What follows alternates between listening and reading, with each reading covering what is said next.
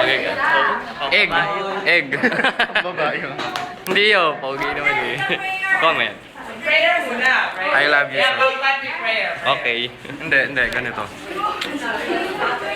Dito tayo. Magpe-pray tayo eh. Dito tayo sa sisi. Dito muna. Dito muna. Let's pray. Lord, thank you for this day. Salamat at nabigyan niyo kami ng time na makapag-prepare bago sa birthday ni Sir. And sana magkaroon siya ng magandang New Year. So, and sana mas makakapag ko. And sana magkaroon